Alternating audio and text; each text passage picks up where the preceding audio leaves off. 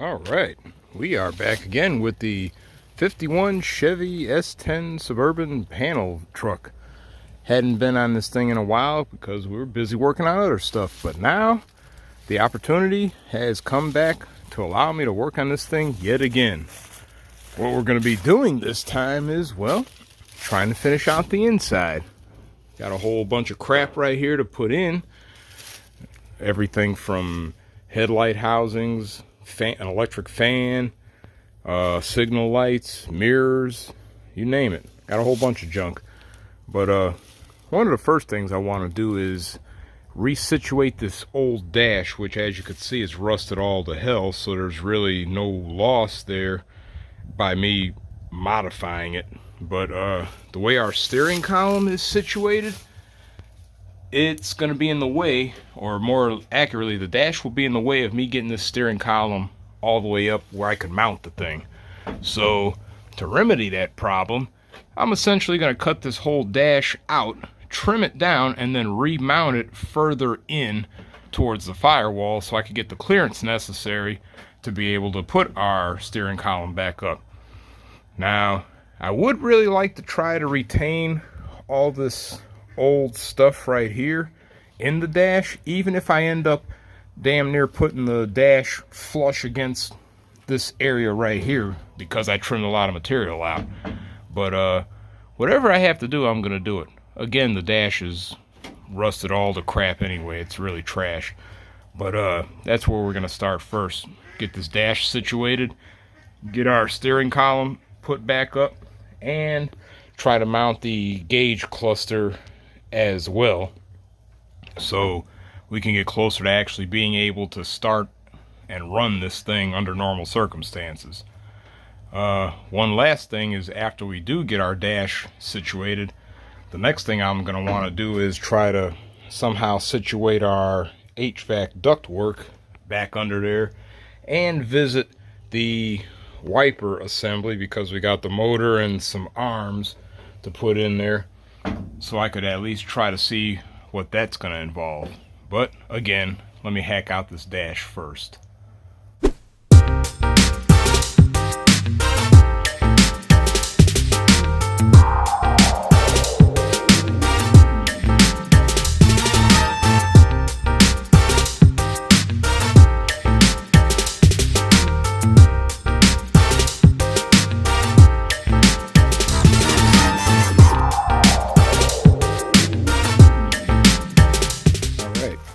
Got our dash out. It's all open right here. I can go ahead and bolt our steering column back up, and then we can start looking at refitting the dash back in.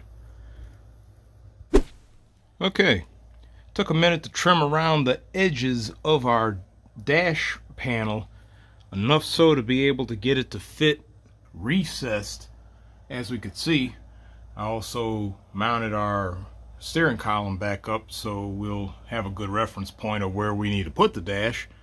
But this is just a test fitting right now. Even that little vent hole, you can see where the front of the dash frame is sitting at. Now, still trying to figure out how I'm going to actually attach this thing. I kind of don't want to weld anything on here because I might want to have to pull this thing out again.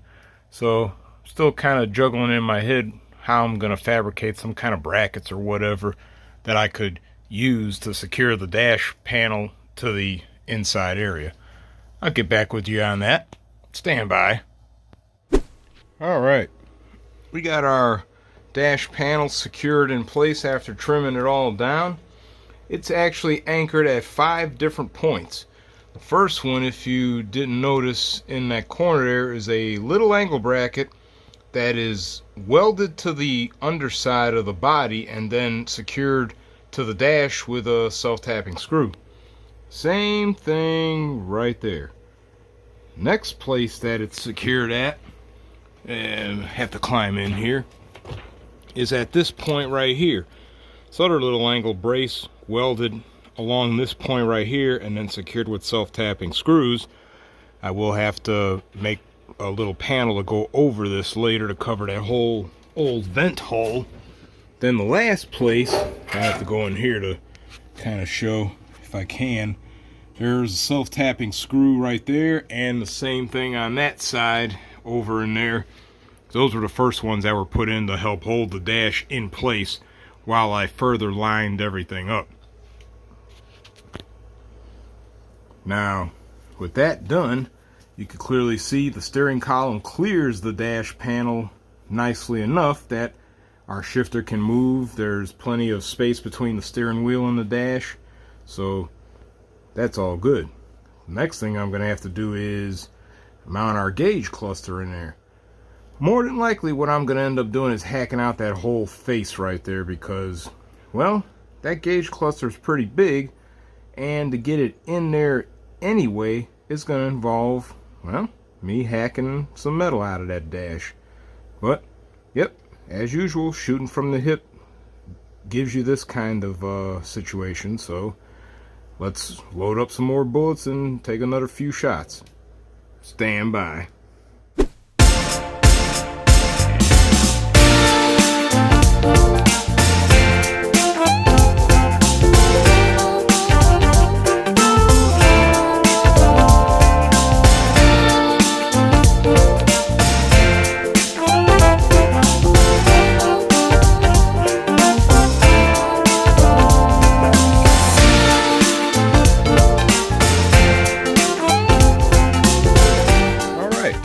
Got our gauge cluster in after hacking out the hole in the dash frame. I lined everything up so I could be able to drill the holes for the bolts right there, but I was unable to mount this gauge cluster flush up against here because the right bottom corner interfered with our shifter. So I actually had to put a nut behind each of these bolts to make it like a fixed stud, and then add another nut and washer so I can remotely secure the tabs on the gauge cluster about 3/4 of an inch in from the dash panel. So now we got proper movement and everything. Our shifter is good. Only thing is, I'm going to have to fabricate some kind of rods or something that I can attach to the bottom of our dash and to the inside of the firewall so we can prevent that crap from happening, because as we drive or even just as the engine's running, there's going to be excessive vibration. We don't want that. But all in all, our dash and gauge cluster and steering column, everything is pretty much in and secured, plugged up and all that. So we can move on with some more fabricating of everything. Probably going to start with the ductwork for our HVAC box next. Stand by. The next thing to address under the dash is our ductwork for our HVAC box. Now, I took a moment to chop the old unit up because, well, this center piece right here has to mount right there, and it's got the defrost vent right here and the main chest level vent right here, which for all intents it's really all we really need. Now, like I said, I chopped the sides off. There they are right there. This is all I need, but I'm gonna have to cap that all off before I could permanently mount the thing up under there. Also, until I get this mounted in here, because I'm gonna have to be able to pull that out a little bit to work it in there, I won't secure the bottom of that thing. So I'll go ahead and get this thing straight and get it up in here. Then we can focus on securing the bottom of that dash too. I ended up cutting out a couple little templates out of cardboard so I can then cut out a sheet metal, some plates with which I glued over these openings. Well, one so far. I gotta let that stuff set a little bit so when I flip it upside down, I could glue this one down. And then we'll be ready to mount our box, or ductwork. So let me go ahead and finish gluing this garbage up. While we're waiting for the little panels to dry on the ductwork box, I took a minute to hang up our fuse box and our headlight and dome light switch panel. This was kind of simple in that I just took a couple angle braces, self-tap screw them to this panel right here, and then used some small nut and bolts to hold them to the little tabs on the panel right here. The other tab right here is actually fitting on a peg on our gauge cluster. I had to widen that hole a little bit in order to accommodate that peg, so it's kind of anchored on that just as well. Same thing with our fuse box. I self-tap screwed an angle brace to the side here, and then just used a regular wood screw, because there's like a little gripping metal tab thing in there that's intended for sheet metal, wood screws, those type of screws. But our fuse panel's held in. Also zip tied the wire bundles, like this little louver type crap right here that's chopped off. I use that as an anchor point to zip tie the wire bundle too, so our fuse panel is pretty sturdy. This little light socket also got secured right here to the other tab on our headlight switch panel, so whenever I put a bulb in there, probably a little LED bulb because it'll be nice and bright, it'll just help illuminate the floor area and this surrounding area that much more. So if I ever have to pull a fuse out or whatever, I have some light. So with that, go back to our HVAC ductwork box.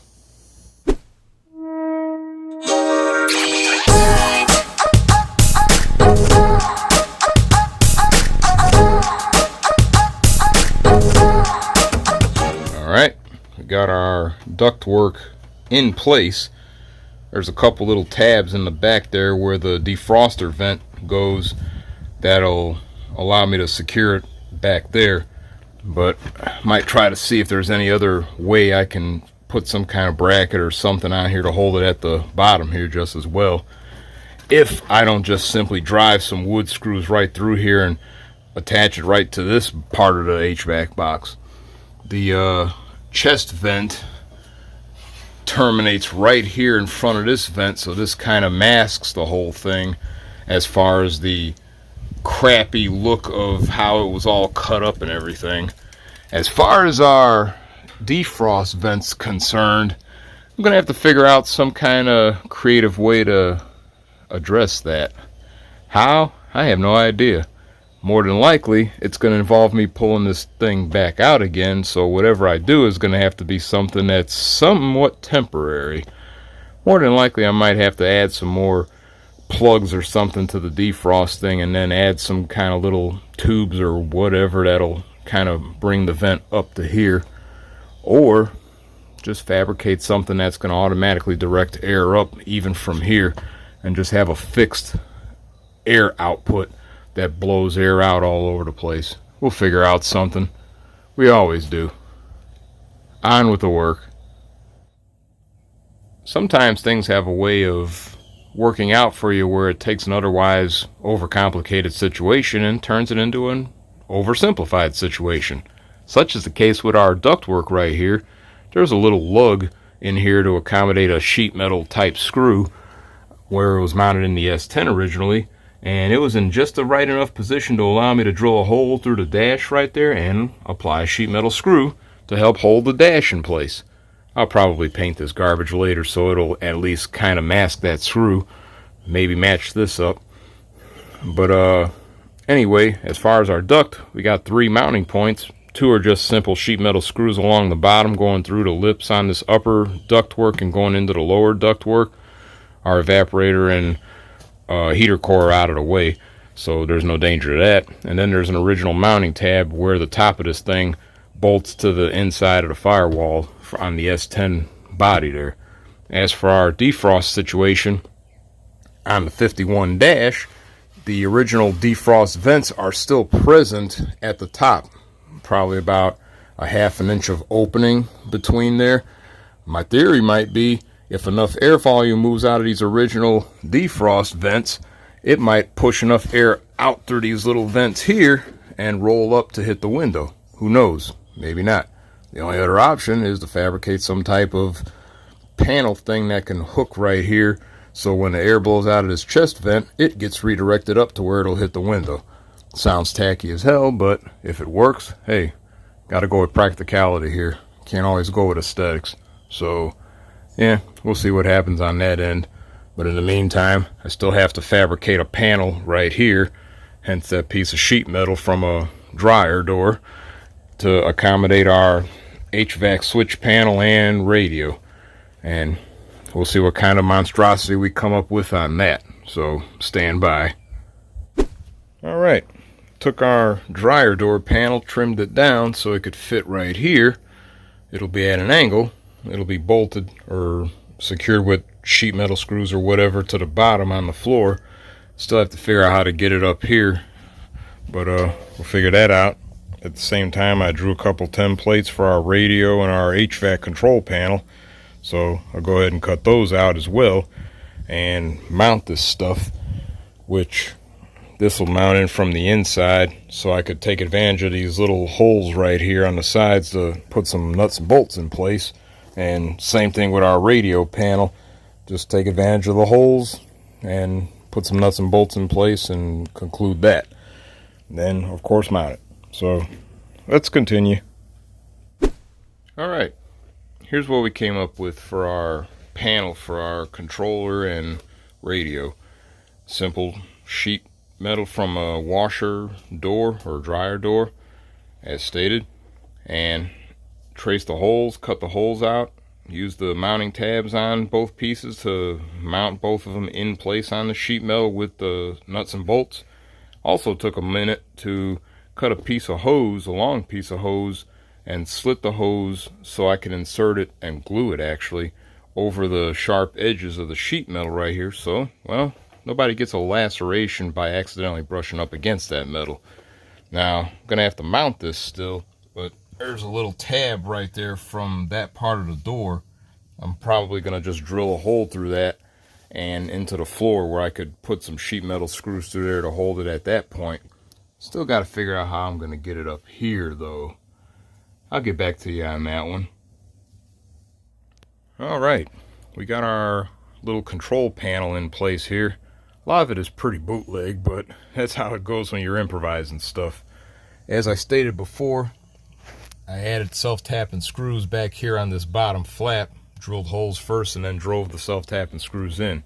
Along the top here, I added angle braces bolted in place with little bitty nuts and bolts. This trim piece right here is not as good as you might think. It's pretty rusted back there on the inner body of it. So when I drilled that hole right there to hold that one angle brace, it really wasn't a big loss to this trim piece. It was garbage. Back here though, there was actually enough of a slot back there where I was able to wedge the thing up in there to hold it in place. Next thing I did was add a brace right here that's bolted right here, and using a self-tapping screw holding it to this plate right there on the ductwork box. And right here, the extra bootlegging, there's a long bolt that is zip tied in place, and then I glued my rubber hose back so we can try to prevent as much flex in this panel as possible, because this thing was pretty flexing. Next thing that we had an issue with was our old radio. Being an old CD radio, that thing extended way back in there, and if you could see, there is no room for that. So later on, I'm gonna have to add one of the little flush media players in there. No biggie. Radio installation is easy. Next thing I will have to do is cut a hole here for one of those little accessory plug assemblies that has the USB ports and the 12-volt receptacle, so I could put that in there and take care of that as well. That's at a later date. Our next move is going to be installing the seats, but I got to do a little bit of cleanup work first, so let's get that out of the way.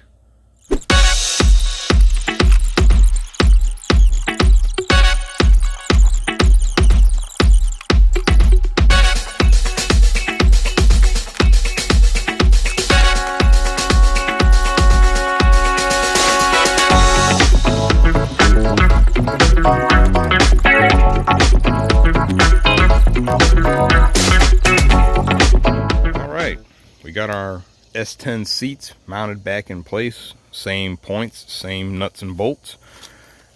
Everything is obviously in the same position as it was on the S10 with regard to the steering column and everything. A few things are obviously in different points as far as reaching. I mean, you can still reach the panel and all that garbage. The only thing that will have to be taken into consideration is the fact that right where the camera is at, right about there where the camera's at, is where my eyeballs are looking. So what you're seeing right now is how it would look driving this thing.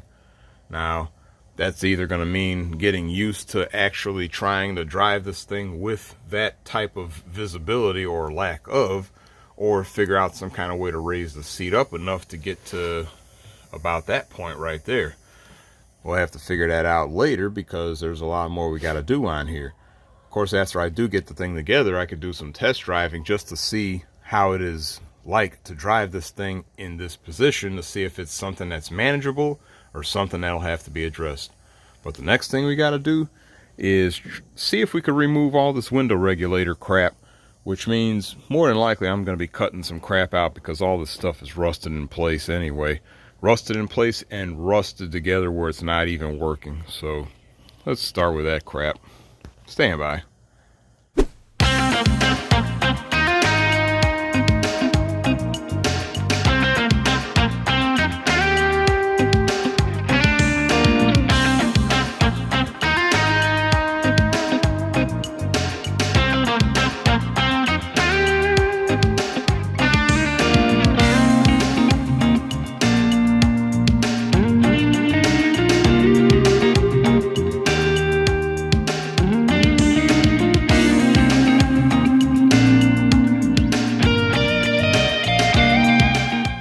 After a bit of fighting and drilling and grinding and everything, I managed to get out most of that old rusted out hardware, as we can clearly see right here. And right here is most of all that old rusted hardware. Window regulator and the door latch mechanism are out. I did retain this part right here because this actually still moves and could actually play a integral role in our new latching mechanism, whatever that may be. As far as our window, it of course is free to slide up and down. So next move is going to be to figure out some kind of creative way to be able to raise and lower the window and still be able to have use of it versus just having it propped permanently up or down. So I'm going to figure that out real quick, and I will get back to you on that after I get the stuff out of the other door. So stand by. All right, after playing around with some little ideas for our windows, I came up, well, I didn't really come up with it, I just modified an idea somebody else tried, and that's using a strap attached to the base of our window and using that as the means to raise and lower the window. Now, the way I ended up doing this was I ended up drilling a couple of holes at even points from the edges on both sides. Really can't see the one here, kind of sort of right there, but drilled a small hole, took a small nut and bolt and a big washer, and as you can see right there, the big washer is on the strap so as to distribute the force. I put a little slit in the strap to put the bolt through and secured it to the window base, and that's on both ends so the window can be evenly raised up and down and not have it shifting all over the place. Now, as far as securing it when it's in the up position, that was just a simple matter of taking a 1/4-inch carriage bolt using 2 nuts right here, one on the outside, one on the inside, drilled a little hole in the panel right here, secured the bolt where the bolt is sticking out most of the way, and it's an anchor point for our strap here. Now go ahead and take this thing off so we can sort of demonstrate how this thing works. Trying to do this with one hand is kind of a pain in the butt. Give me a second. All right, got the strap off of the bolt, and I could just lower the window down all the way, and of course the strap can just sit right there loosely because, well, the window's down. When it's time to raise it back up, you just gotta grab the strap in an even spot and raise it back up, bring the strap down and secure it. Give me a second.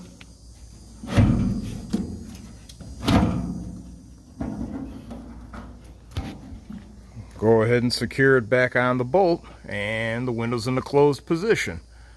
Simple, bootleg, and perfect. Because, well, we don't have a window regulator.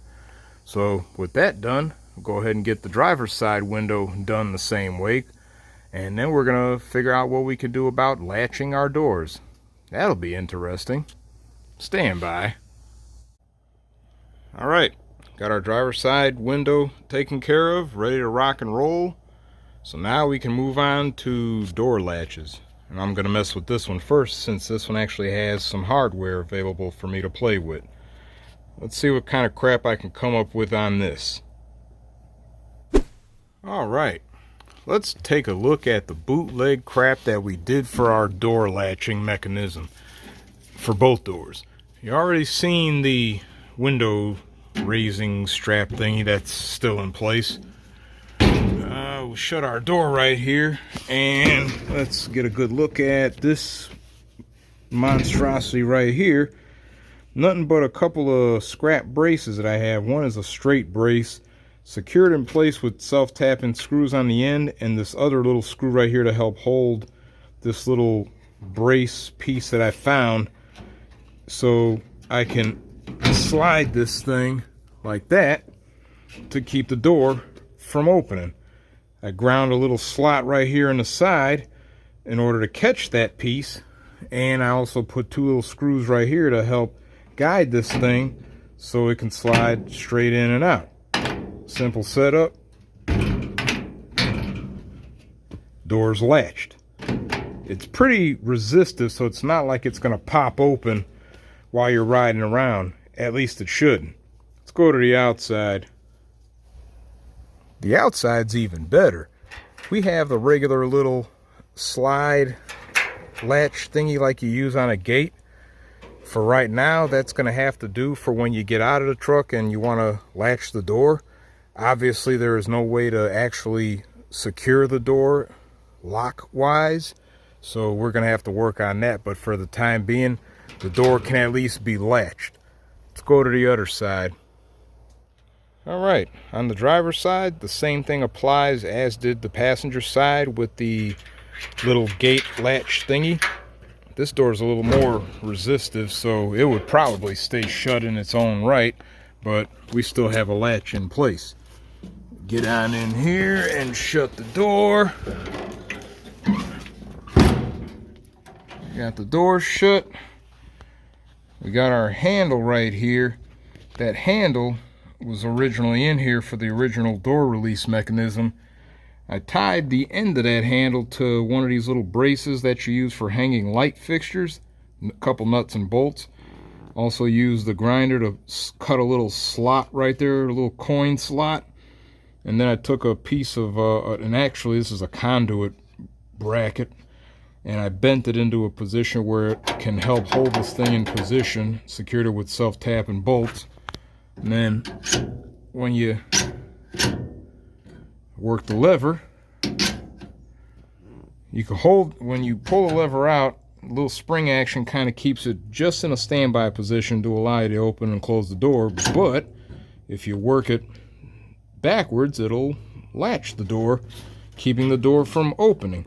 So like I say, a little crude thing to be able to latch both doors.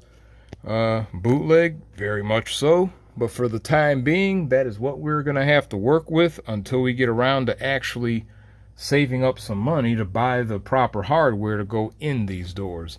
So now with our windows and door latching taken care of, at least temporarily, permanently, we can move on to some other crap. Have to see what I want to do on here next. I don't know, we still got seat belts, we still got a battery tray to make. We got some interior lights I wanted to put up in here. There's a few things. You'll see what it is in the next shot. Stand by. Well, the next thing that I decided to mess with were the seat belts. They are a necessary evil, so we might as well get them taken care of. Our driver's side, the mount down there, I could not get that bolt out originally because, well, it was rusted in there, and being a star bit, I would have probably destroyed the tool and or the fastener, causing me to have to cut all that garbage out. So I just left it as is. As for our retractor assembly and this anchor point right here, because, well, we don't have an S10 cab anymore, I had to weld on a couple of old bolts to serve as anchor points for both these things. The actual anchor thing here is just a regular carriage bolt welded in place on the side. I picked a point that seemed like it was pretty solid around all this sheet metal right here, and I welded the bolt to that point and used a standard nut to hold the thing in place. As for our retractor, there's a little tab on the back of it that I had to grind a little coin slot on the side for it, as well as mark where I would put my next bolt, and I welded that in place just as well.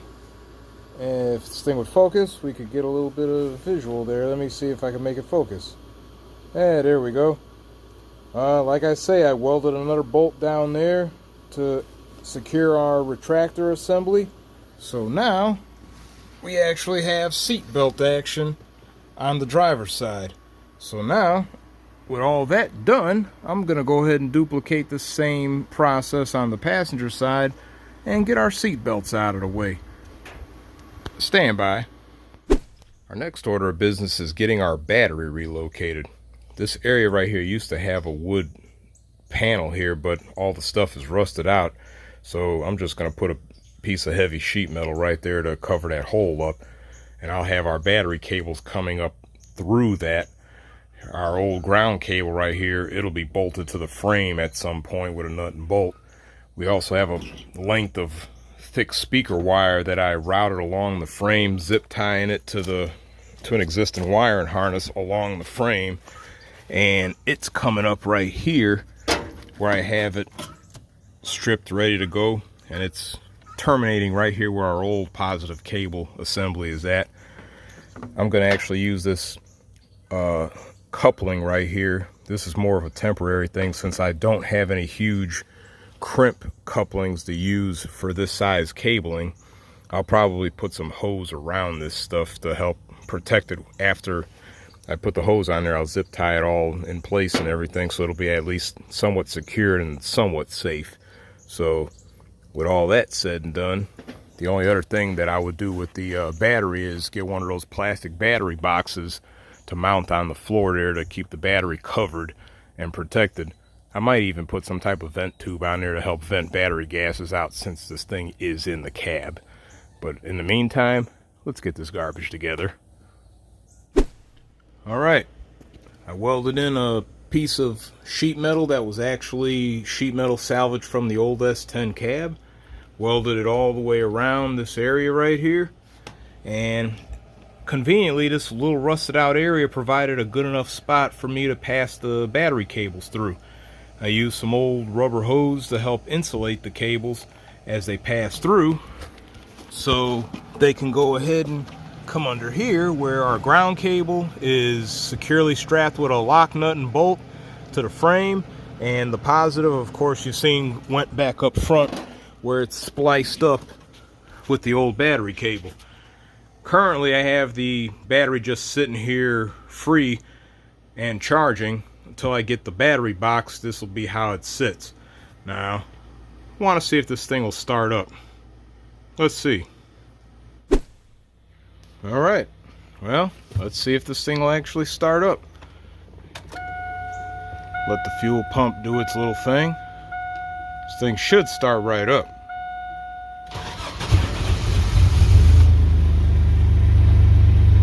Took a second, but it started right up.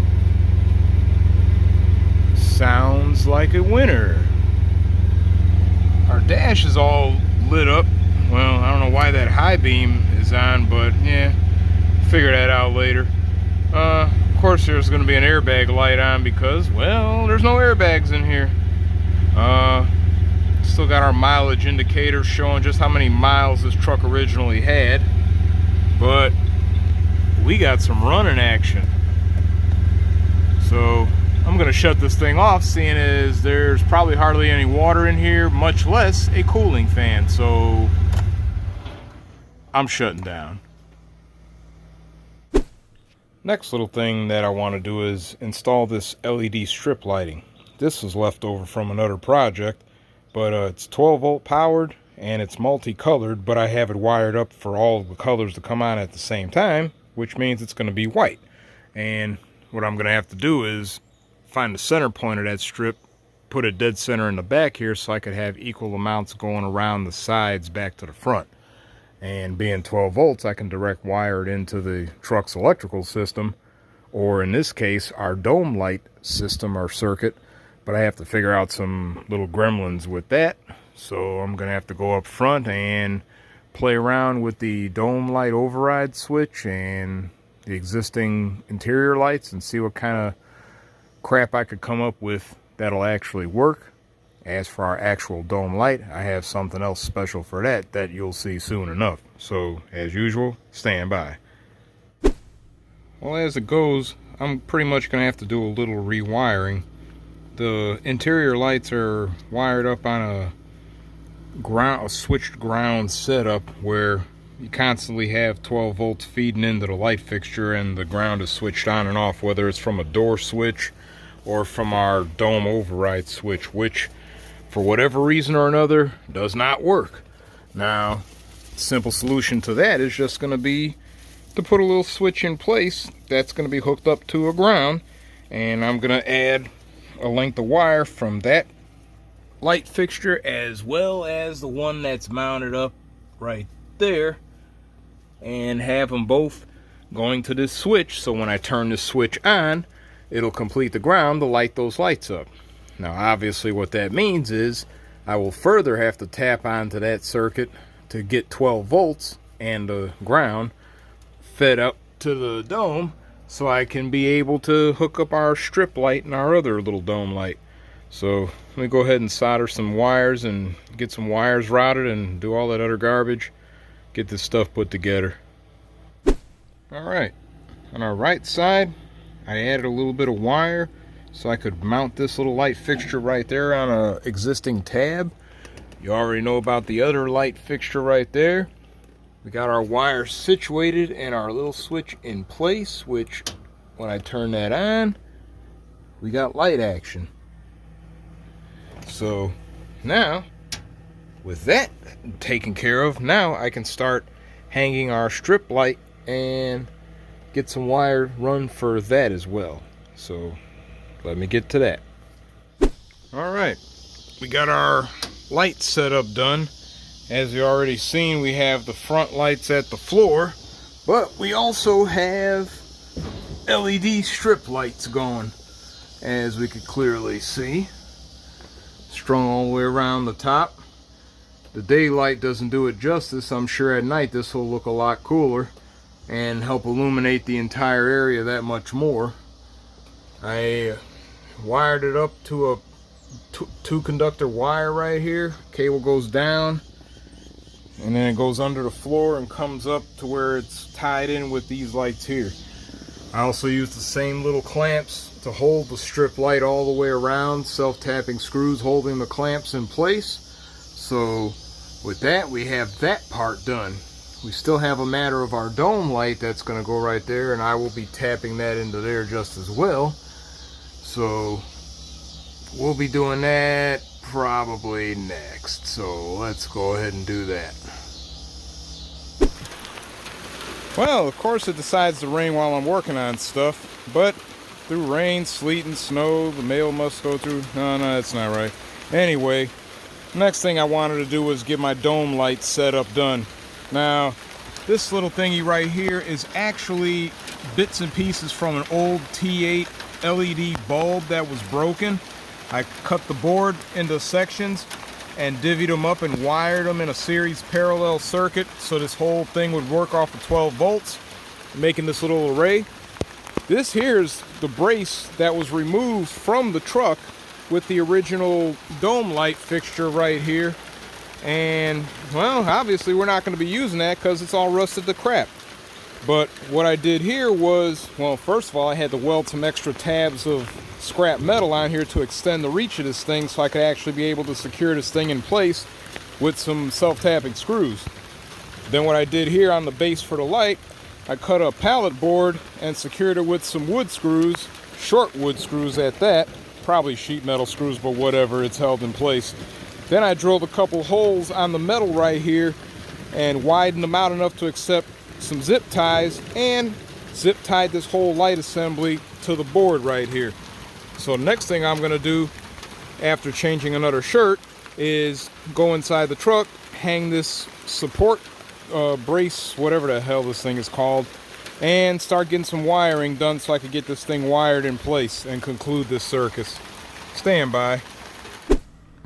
Alright, we got our support piece, whatever the heck that thing is called, in place. On this end here, I had to remove our strip light so I could secure that end with the self-tapping screws. On the other end there, sort of the same thing, except I put the end on the inside and drove the screws through the rusty metal and into the extra metal I welded in place right there. So it sort of kind of looks like it's supposed to be right there, except that it broke. As we could also see, our little light thingy is lit up. Again, the daylight does not do it any justice, but I ended up tucking the wires for this. I added a pair of wires and then tucked it inside this support piece and have it coming down right here where it's spliced into the wiring for our strip light and the wiring going down to the switch on the dash. So all our lights are in place for the interior, and for all intents and purposes, everything there is to do on the interior is pretty much done. The next go around, we got a bunch of junk right here we got to put on. We got our rad fan, we got headlights, which includes some H4 LED conversions. We got parking lights, we have some miscellaneous multi-tail lights that I want to play around with. Even had these little, like, I think they're for motorcycles, but they kind of have that retro look to them for tail lights. Got to put that stuff in just as well, and some mirrors. And still got to figure out the wiper thing.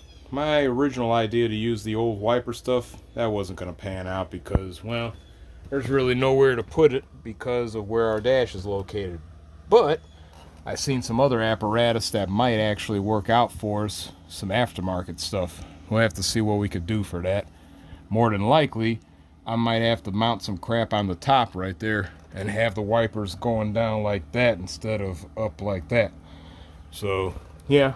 But again, till the next time, I'm going to clean up a little bit because, yeah, it did stop raining, but it's getting humid out here, and I'm pretty much done. So, as usual, like, subscribe, notifications, TikTok, website, all that good stuff.